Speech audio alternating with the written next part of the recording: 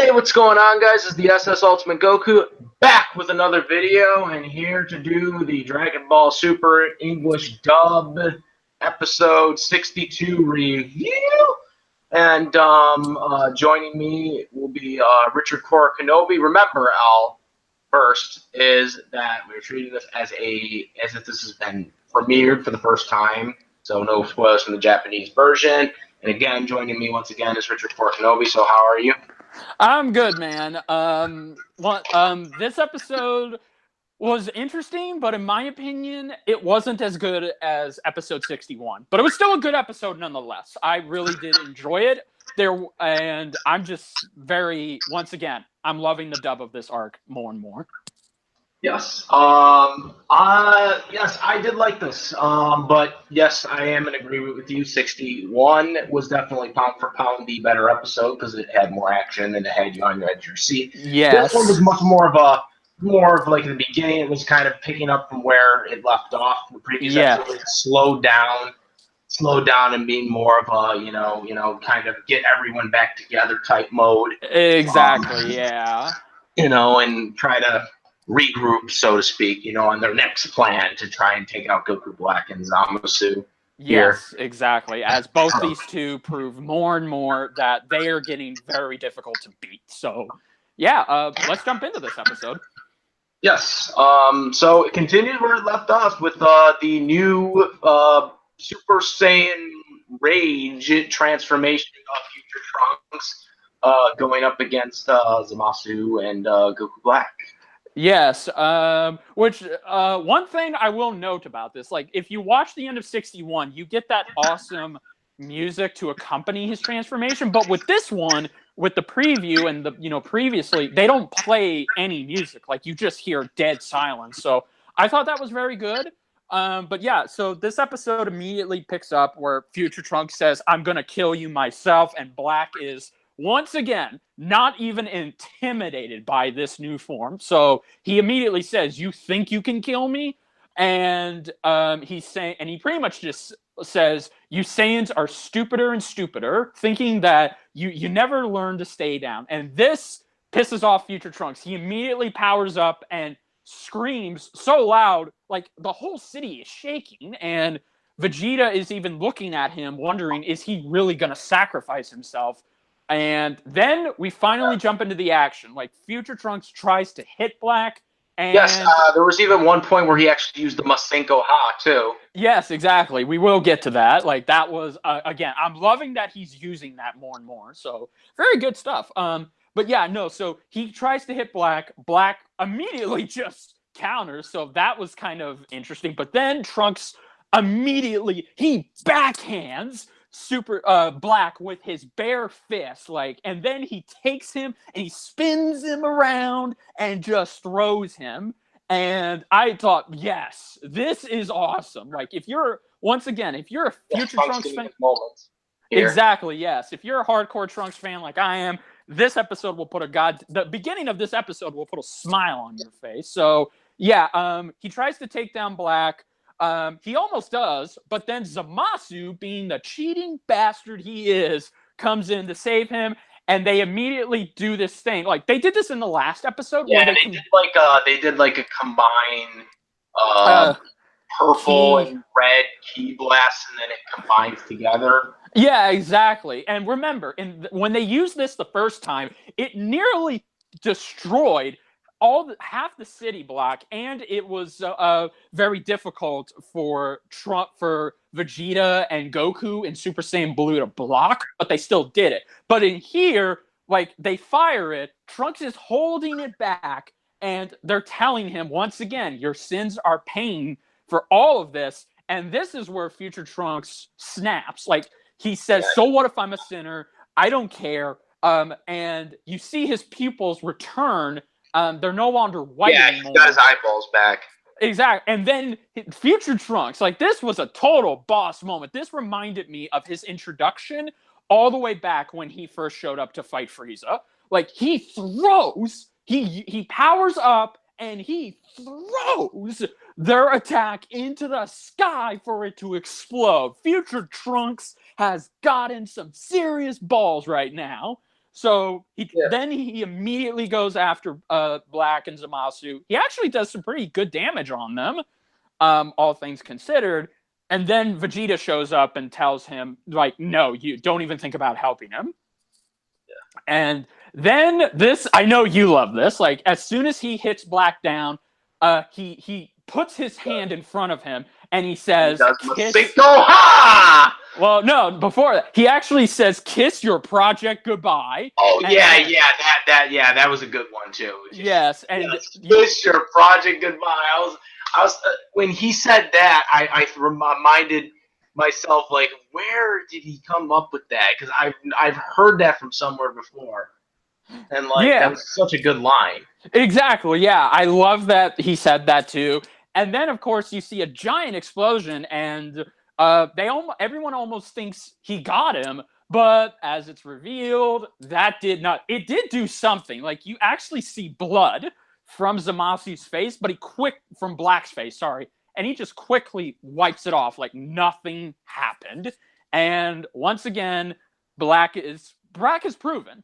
It doesn't matter how powerful you get, nothing you can do will hurt him because he's just gonna get stronger. Yeah, they gotta put this guy into a portal like they did with Garlic Jr., man.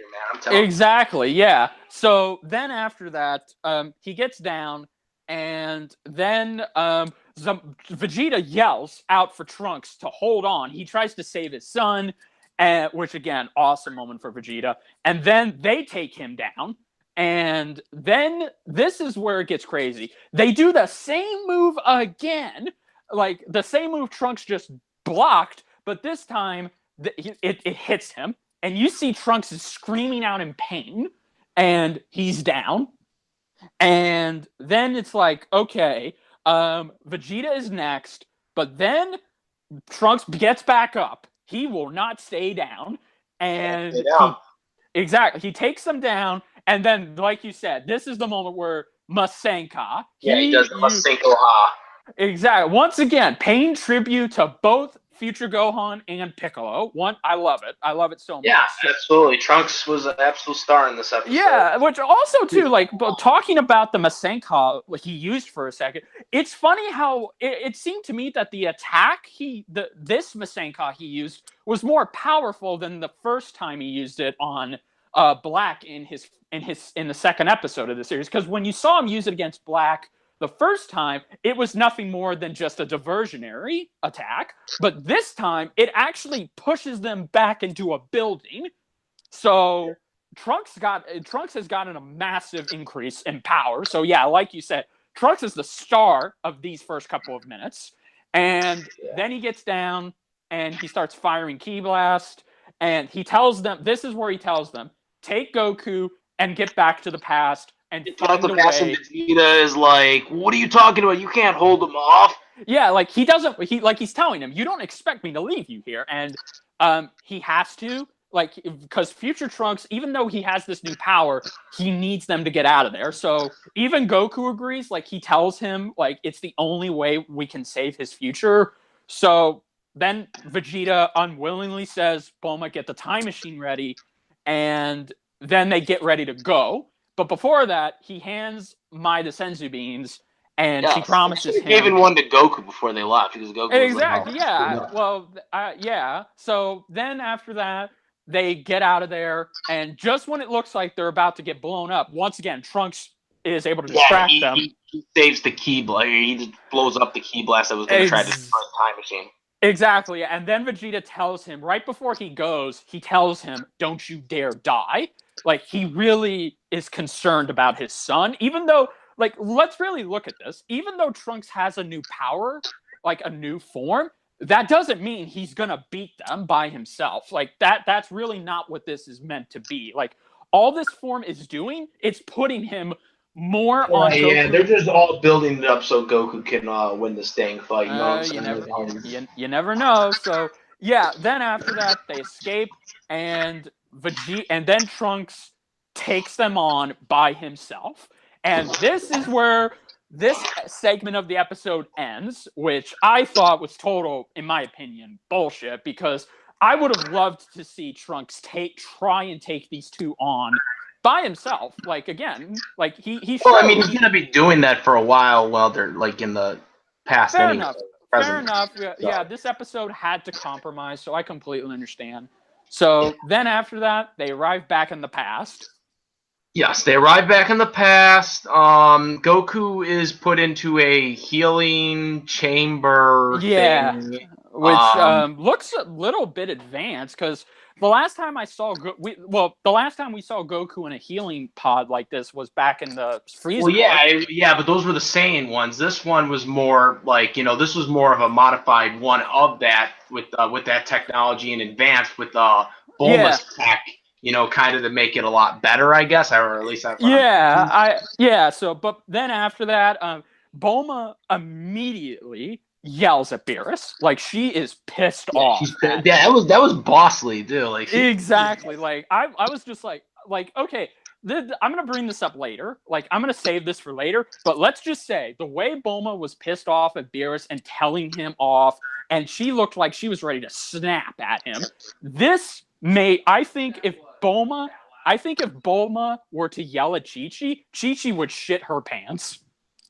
Like, I don't know if you agree with me on that. Oh, well, I mean, yeah, it was kind of that way, too. But then what was weird about this whole scene was that Beerus was just like, oh, I mean, what do you expect? I thought that might be a possibility. Anyways, I'm like, bullshit! Yeah, no, exactly. And him saying, exactly. Oh, possibility. Exactly. And him saying, oh, well, Trunks made a convincing argument. Bullshit my ass, man. That is. Like, you knew it wasn't going to get better. You just lied. Like, again, I agree. Like, Bulma has every right to be mad at Beerus right now because Beerus done fucked up.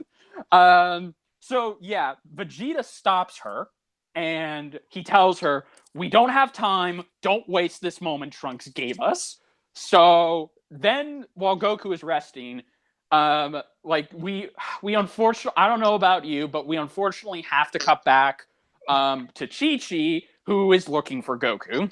Yeah, she's looking for Goku, which is fine. And I guess she's worried. Yeah, exactly. And then Krillin, even though Chi-Chi in a way, when is she ever worried about Goku? That is so true. Yeah, exactly. But no, before you get to the Krillin thing though, yeah, sure. Is Gotenks and or Trunks gets worried and he actually goes to see Gotenks. Exactly, get him out of there. Exactly, yeah. Which we'll get to why he does that later. And before that, actually, Vegeta takes a walk. Like he even tells Kid Trunks, "Don't follow me. I need time to think." Like he's obviously worried about his oldest son. So then after that, yeah, we do cut back. Krillin is hesitating to tell Chi-Chi where Goku is because he knows and like he won't say it. I'm a man of the law. I'm a police officer. Exactly. Yeah, but you don't want to piss off Chi-Chi like this episode. And she even drags poor Gohan into this. Like I don't even know how Gohan got mixed up in this, but he's got to be there because remember Gohan is a thing. So then he's still a thing. Exactly, yeah. But then after that, we cut back to Vegeta, who is walking, and he tells Trunks, like, hold on, I promise I'll come back and find a way to save you. He just has to think of it. So, again, this is Vegeta at his most concerned. Because think about it, like, his oldest son is in his time, and he's fighting... Yeah, like he's son, not really, but I mean, yeah, no, but once again, like his son is fighting in his time against two monsters who Vegeta and Goku together couldn't beat. So all Trunks can do is just stall and hold them and give them time. So yeah, then after that, we see that Trunks and Goten want to go to the future to help them out, and they even got Mai. Kid Trunks. Mai. No, she has a time machine, but basically, Kid Trunks flies to Chi-Chi's house. Somehow, Chi-Chi's house is built again after Goku took it down, it gets Gotenks out of the bed. and freaking they fly over. Actually, Chi-Chi actually sees them while they fly over too at one point. Yeah. And then that's when you see the time machine and you see Mai like trying to operate it. Which, which, by the way, it is plausible for her to operate it. I can believe that. But see, here's the thing. We don't know. It's confirmed later on that the time machine only has half fuel. So even hypothetically, if present Mai, Kid Trunks, and Goten were to go to the future to help out future Trunks, they wouldn't be able to get back because remember, this time machine can only go two ways once it's at 100% fuel. Yeah, that's rather stupid. Yeah, exactly. So, so then after that, they're like Bulma once again. Chi-Chi shows up, and she's telling her like, "Where is Goku?" Yeah, because we should mention because Bulma like hides them. Gets them out of there and hides them, and that's when Chi-Chi comes. Exactly. Yeah, and then after that, once again, she's trying so hard not to tell her what's going on, but surely enough, everyone comes out and says what's going on slowly, and poor Bulma has to try so hard to not tell her what's going on, and then Piccolo and Krillin come out and spoil it too, and then finally Goku comes out, fully healed. Yeah, and Chi-Chi's like, what happened? It's like... Yeah, so... Yeah, then after that, this is where the gang get together, and it's time to catch everyone up. And while this is happening, might I add, Bulma actually pisses off Vegeta because she says a couple of times that, Goku's got to be the one who saves the other time or whatever. Yeah, leave it to Goku. Goku can handle it. I was like, yep, Bulma knows. Although, okay, I know Bulma, again, I don't know why this was written this way in both the Japanese and English stuff, but again, because it's Goku. Goku's the man. She knows it. I know, but it's just like... But you think she would say Goku and Vegeta because once again, she knows Goku's the man. She knows it. I totally envy Vegeta. When your own wife tells you, when your own wife doesn't acknowledge you with your rival, I think that's kind of I don't know. Again, we don't know why Bulma didn't say Vegeta. Maybe she just forgot. I don't know. But yeah, no, Goku is mostly the one to handle these things. So. Yeah, he's the number one superhero. Yeah, so either way, but then finally, everyone is caught up. Pretty much, Bulma tells everyone, "Okay, so here's what happened," and not to be confused with the kiss that exactly Chi-Chi supposedly never had with Goku, even though I approved it in my video. Yes, exactly. So we're not going to go over word for word what she says, but basically, she just tells them what Beerus and the others already knew, because once again, when they got back, Vegeta did tell Beerus and Whis what happened, and then they had to go. So yeah, they explained to him basically, who Goku Black is. It's Zamasu from another timeline, and then the other Zamasu who's immortal. Exactly. And there's no gods there. Yeah, exactly. And then they go. Then they're like, "Oh, well, that's all we needed to know. Okay, now we leave, because we, can't do anything or whatever." Which again is bullshit. But yeah, so then afterwards, Bulma tells them the same thing we just told you. They tell them about Goku Black, about Zamasu, and how Future Trunks' timeline is in really fucked up shape. And he came back looking for reinforcements. And this is where Gohan immediately says, "Is that why he came back?" It's like, yes, Gohan. Aren't you supposed to be a scholar now? Shouldn't you have known this? Why the freak do you think he did came back? Come on. Exactly. Yeah, and I don't like that. That's another thing. I know Gohan hasn't seen Future Trunks in a very, very long time, but come on, does he not remember the first time he came? Seriously, it was messed up. But yeah, nevertheless, they're trying to figure out how can they stop Goku Black and Zamasu, because and Chi-Chi is told. Yeah, they also, tell him about how Chi-Chi and Gotenks died, which this was really weird how they put this because Goku. They specifically said that Chi-Chi and Gotenks, but then Chi-Chi goes ballistic and is like, "What do you mean you let this person kill Gotenks?" I'm like, dude, he killed you too. Yeah, exactly. Like he did. He killed Chi-Chi and Goten, and she starts freaking out and saying, "Oh, Goten, are you okay? Like you're not bleeding. You don't have a halo on your head."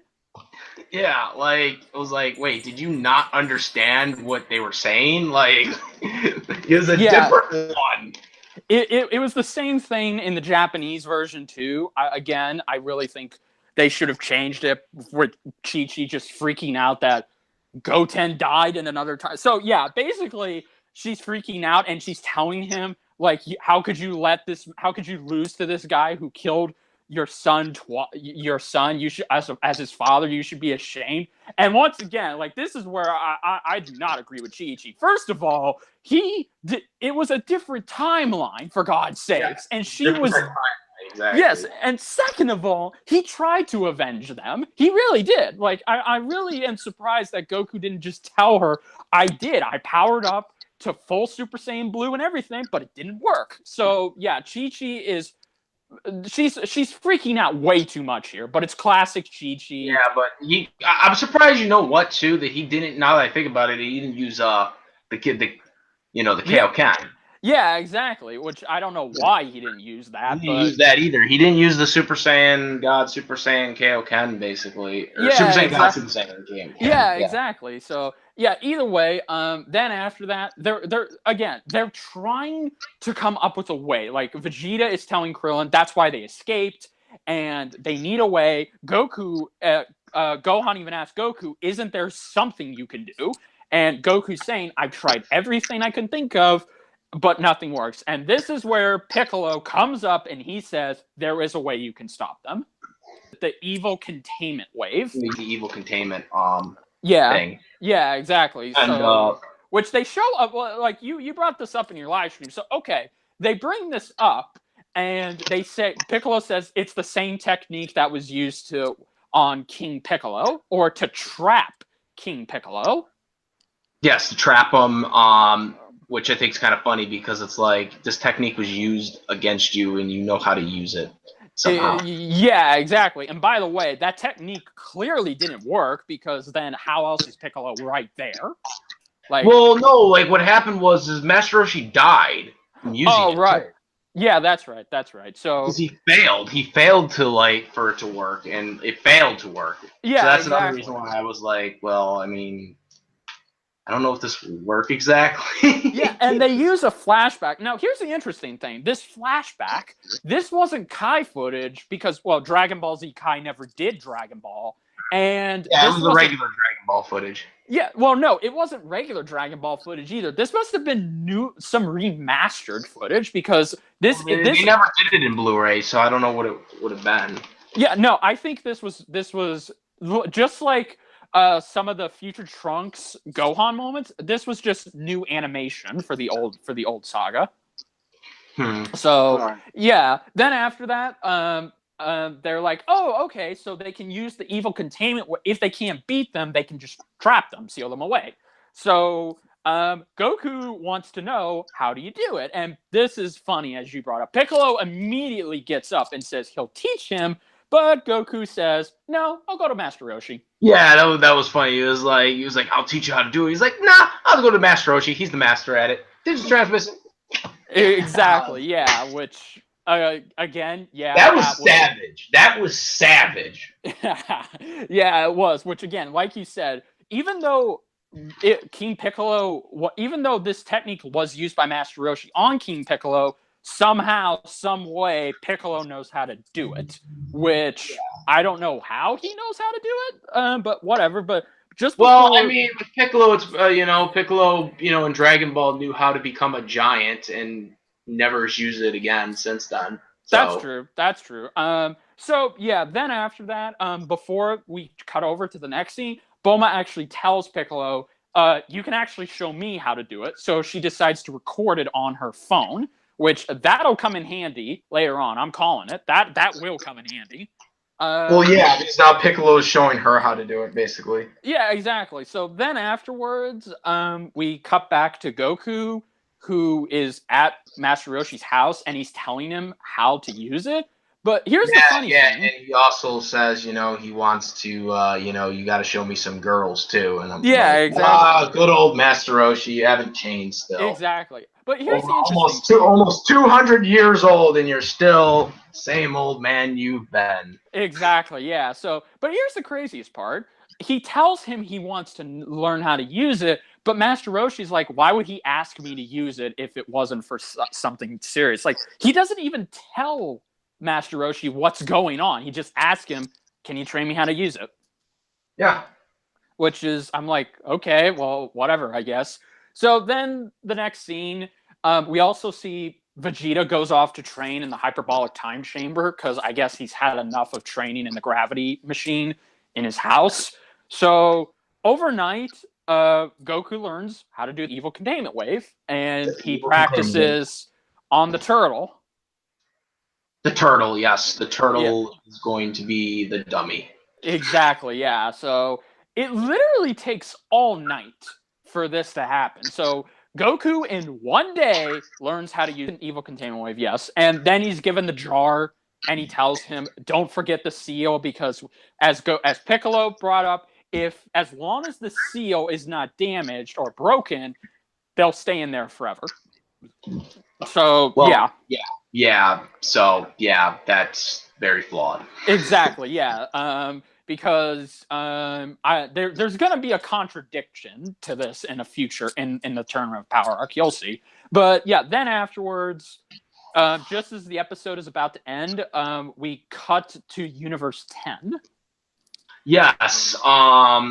They show Beerus and Whis talking to Gowasu at his place about all this that they now know about Goku and Zamasu. And, they basically say, we have to find a way to take him out, but I can't go to the future because it's illegal against the rules for a destroyer to go there. Yeah, so, and he even says, I could easily destroy both of them, but he can't go. So... Yeah, so supposedly he could easily defeat them, Yeah, I think, because they did say that they defeated all the gods in their universe, in their timeline. So I don't know, Beerus, if Beerus understands what he's getting himself into.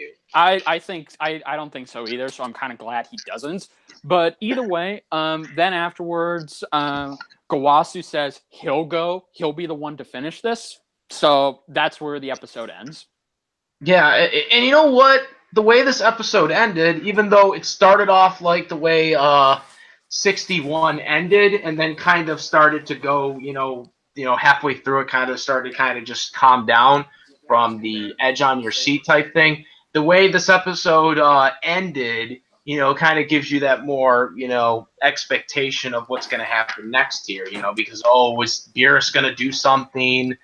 Is he gonna, find a way to get involved in this? So there's a lot of expense, coming out of this episode. I agree. Yes. While I still stand by my argument that this episode it did start off well where episode 61 left off, but as I said, as we both agreed, episode 61 is the superior episode to this because it had plenty of good explanation. Yeah, it was the whole way action. Exactly. This one, it just kind of continued in the beginning and then kind of slowly started to, kind of just calm down. Yeah, which you can tell they clearly had to make some sacrifices. So yeah, this was still a good episode.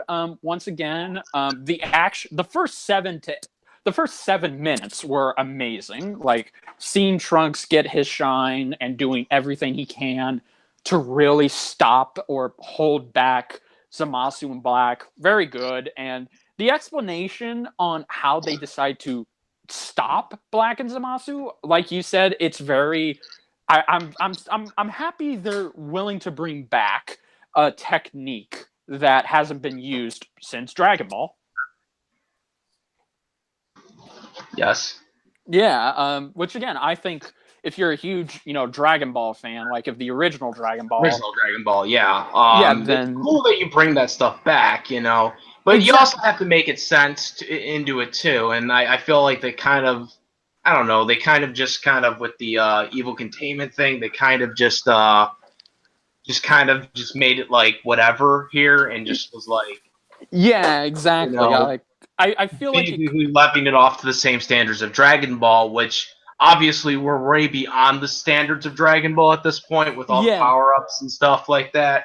So I don't know if this was a really good decision, because it's like, an old technique that, is probably good for someone being trapped, that is like, a threat, like in Dragon Ball standards where the powers aren't nearly that strong. But someone like Zamasu and Goku Black, it doesn't feel like this technique would be something really good for someone like them that are beyond stronger than the people that were using this for Dragon Ball. I agree, yes, but ultimately, like, because future Zamasu is immortal, there's really no way they can think of to really take down or kill future Zamasu, because once again, he can't die. So it's like, what's the best way to kill him? Unless they use the Dragon Balls. That's true, yeah. So what's the best way to stop an immortal god? By trapping him, which in that case, I think it is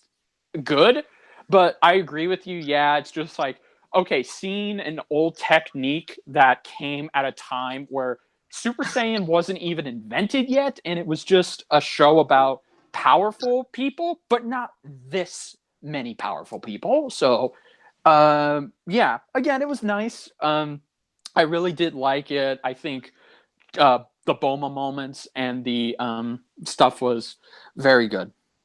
Yes, absolutely. It was really cool to see all of them together again, trying to plot this out themselves. Yeah, I agree, man. It was. Yes. It was. It's Yeah, it gets me very excited for this for next week's episode. Yeah, absolutely, and I agree with that. And on that note, I think we covered everything. Yeah. So yeah, comment, rate if you like this video, if you subscribe. Also, check out Richard Core Kenobi's channel too for all his videos, and also all the links for the groups in the description, as well as the places you can legally watch Dragon Ball Super on the Adult Swim stream site, as well as Funimation Now, which currently has, I think, does it have up to 52 right now? Yes, 52. Yes. So yeah, and eventually they'll, I think, have 13 more at some point. Not sure when, but yeah, that's where they got it right now. Yes. So yeah, that's where you can all find those things. And that's about it, guys. Yep. I am the SS Ultimate Goku, and I'm out of here. Peace.